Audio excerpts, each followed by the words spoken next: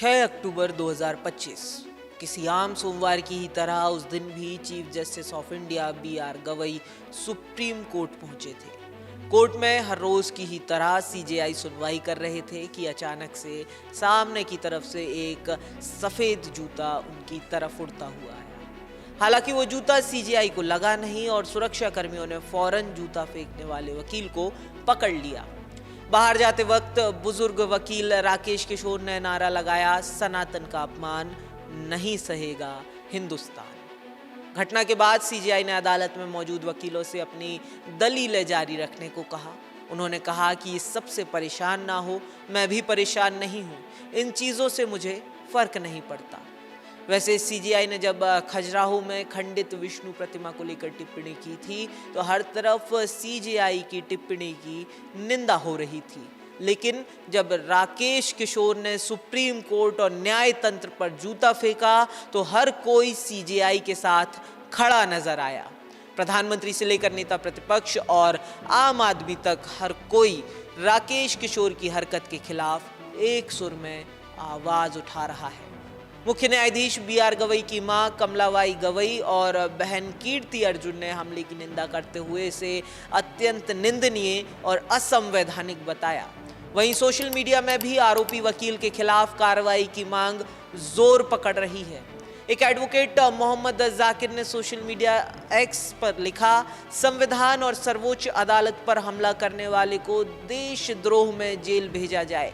यह हमला गवई पर व्यक्तिगत नहीं है, देश पर है।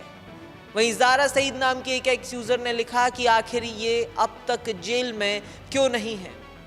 दूसरी तरफ मृगेंद्र प्रताप सिंह नाम के एक एक्स यूजर ने लिखा कि ये लोग सिर्फ अतिवादी नहीं हैं, ये भारत के भविष्य के लिए एक गंभीर खतरा है। हर नागरिक को ऐसी नफरत के खिलाफ खड़ा होना चाहिए और हमारे लोकतंत्र के स्तंभों का समर्थन करना चाहिए। वहीं एक दूसरे यूजर रोशन राय ने लिखा, ये भारत के संविधान पर जूता फेंकने जैसा है। मुख्य न्यायाधीश ने भले ही उसे छोड़ दिया हो, लेकिन उसे हमेशा के लिए सलाखों के पीछे बंद कर देना चाहिए।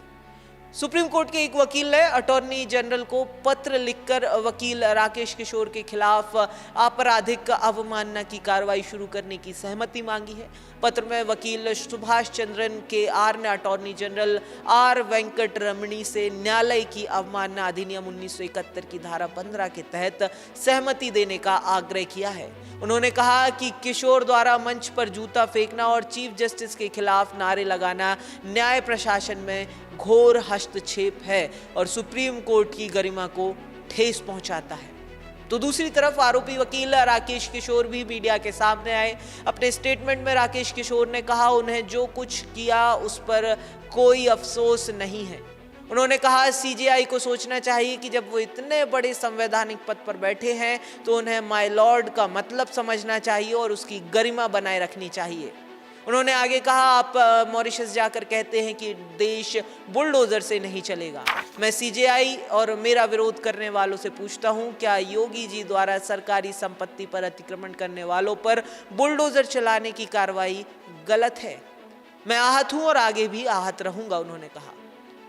यहाँ अगर ये मान भी लिया जाए कि ये वकील साहब सीजेआई के किसी फैसले या टिप्पणी से कोई आपत्ति भी रखते थे तो विरोध का ये कौन सा तरीका है?